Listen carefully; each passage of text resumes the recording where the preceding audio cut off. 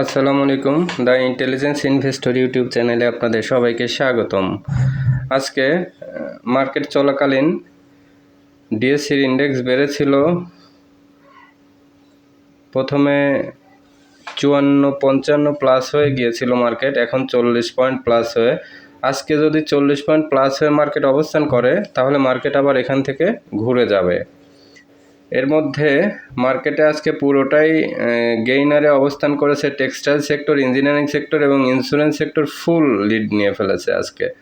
তো এই সেক্টরে আজকে কিন্তু আবার টেক্সটাইল সেক্টরে ফুল মানি ঢুকলো, স্মার্ট মানি চলে যাচ্ছে টেক্সটাইল সেক্টরে, ইঞ্জিনিয়ারিং এবং ইন্স্যুরেন্স। এখানে দেখে দেখে কিছু শেয়ার সিলেক্ট করতে হবে, এর মধ্যে টেক্সটাইল সেক্টরকে সবচেয়ে বেশি গুরুত্ব দিবেন।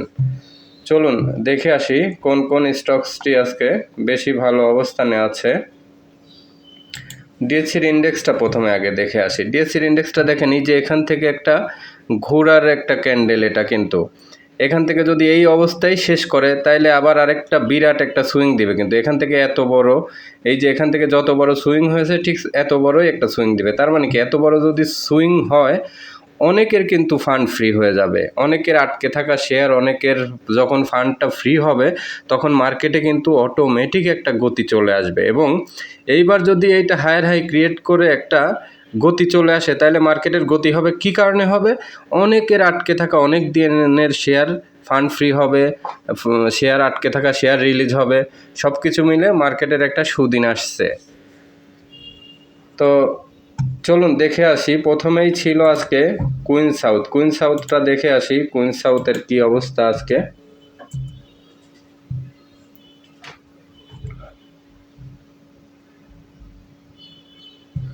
এই যে কুইন সাউথটা এখান থেকে মোটামুটি যে দেখেন এখানে একটা হায়ার হাই ক্রিয়েট করলো। সো এই শেয়ারটির জন্য নেক্সট টাইম ভালো হবে, ভালো হওয়ার সম্ভাবনা অনেক বেশি। সো কুইন সাউথ কি আজকে হল্টেড হলো নাকি দেখে আসি। হ্যাঁ, কুইন সাউথ হল্টেড হয়ে গেছে।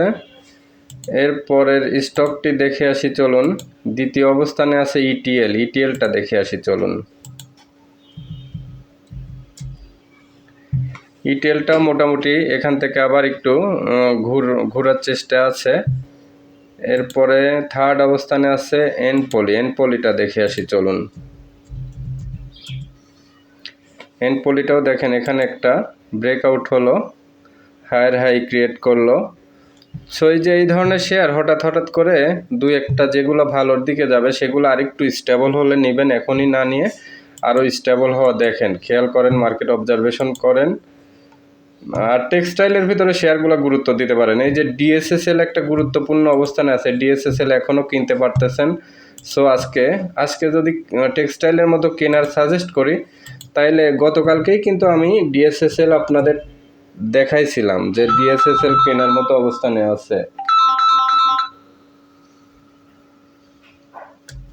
তো ডিএসএসএলটা দেখেন ভালো অবস্থানে আছে।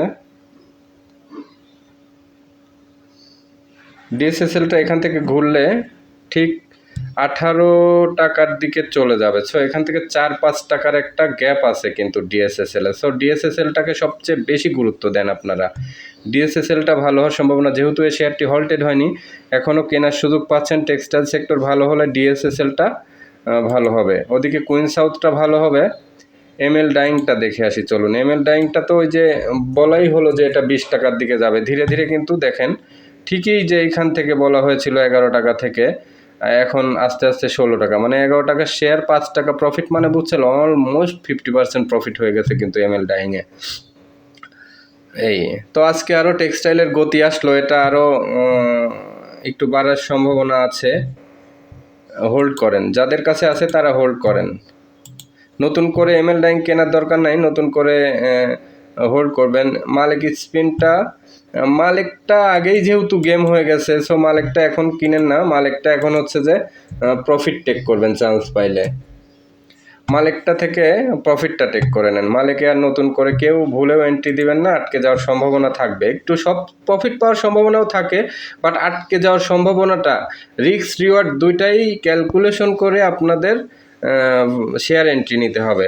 রিস্কের এগেনস্টে রিওয়ার্ড থাকতে হবে 1:2, মানে যতটুকু রিস্ক নেবেন তার চেয়ে দ্বিগুণ সম্ভাবনা থাকতে হবে রিওয়ার্ডের। তো মালেকের চেয়ে রিওয়ার্ডের সম্ভাবনা কোথায়? ডিএসএসএলে বেশি, কুইন সাউথে বেশি। সো মালেক কিনতে কেন যাবেন এই মুহূর্তে? টেকনোডাকটা আজকে স্লো আছে, কিন্তু আলটিমেটলি টেকনোডাক কিন্তু ভালো হবে। টেকনোডাকটা দেখে আসি।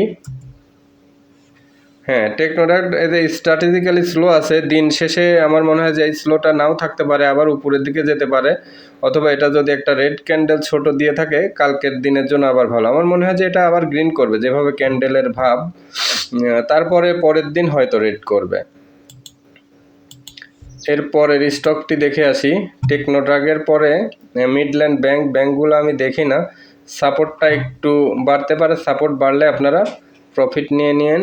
ইউনাইটেড ফাইন্যান্স, মীর আক্তার, এই যে বলেছি 5-6 টাকার একটা গ্যাপ আছে, মীর আক্তার কিনলে কিন্তু সেই গ্যাপটা পাবেন। চলুন দেখে আসি, মীর আক্তারটা দেখে আসি।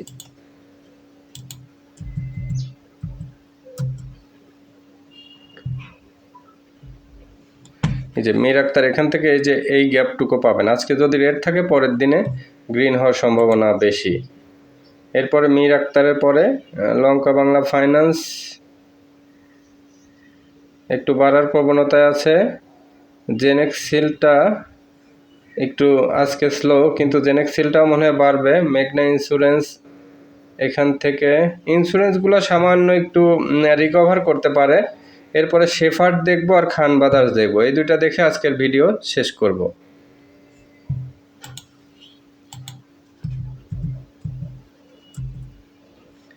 শেফার্ডটা এখান থেকে দেখেন, টেক্সটাইলের মধ্যে আরও একটি শেয়ার শেফার্ডটা রেডি হচ্ছে, শেফার্ডটা নিতে পারেন।